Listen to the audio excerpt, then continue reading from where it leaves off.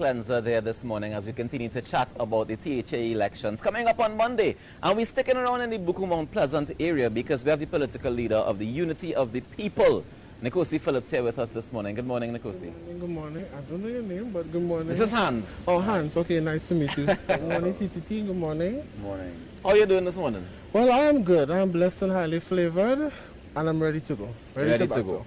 How are you feeling about Monday? I'm confident. I'm confident. I always go into any competition or anything being confident.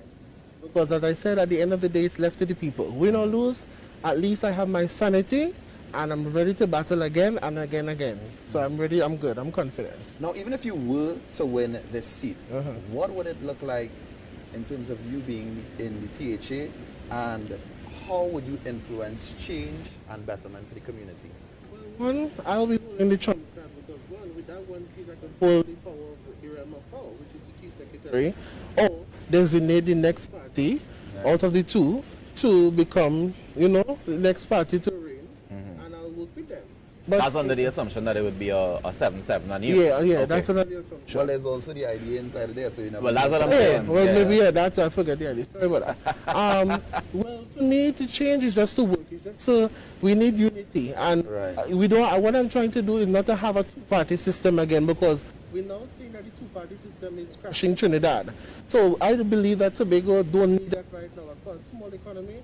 We need more voices. We need people to be innovative and be a part of the change process, to be a part of the development, not only for the young people, but for the development of Tobago, because we're also fighting for autonomy. So therefore, the autonomy involves all of us as political leaders and persons who will bring change to the thing. It's not about the PNM will run this or the PNM will do this or the PDP will do this. It's about all of us coming together, and more voices will bring more unified, you know, collaboration in going forward. Now, how do you see us actually uniting the people of Tobago after this election? Because the truth is, some are very divided in terms of their political views, their arguments, there are people taking different sides.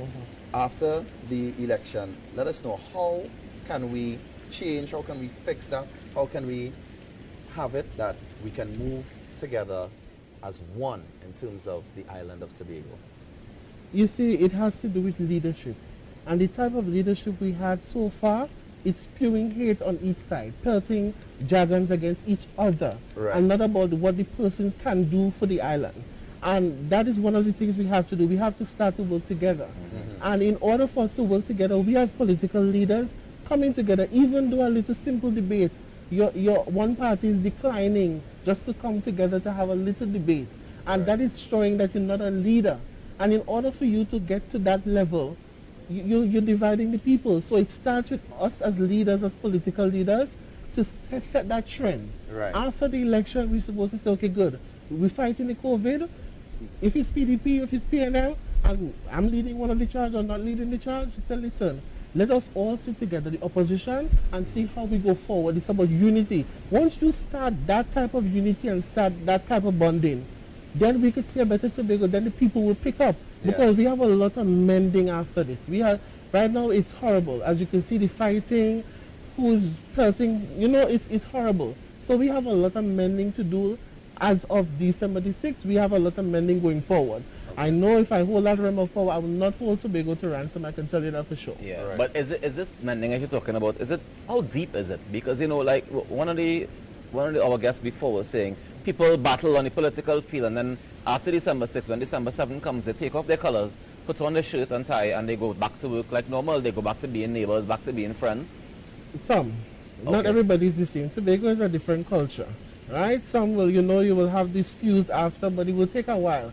And it's not just only going back to work normal. We have to look at a change. If there's a change in governance, what will happen? Would they tear down what would have been done by the former administration, or would they continue and develop on it? So it's all about that, because we're hearing who will lose work and what will happen if they don't have it. So not only that, we also have to look at partnering with and having that close partnership with the central government and the Prime Minister. Because as you've seen the Prime Minister saying, what will happen if we change their government to a different government in Tobago, that we wouldn't get this, pension will go.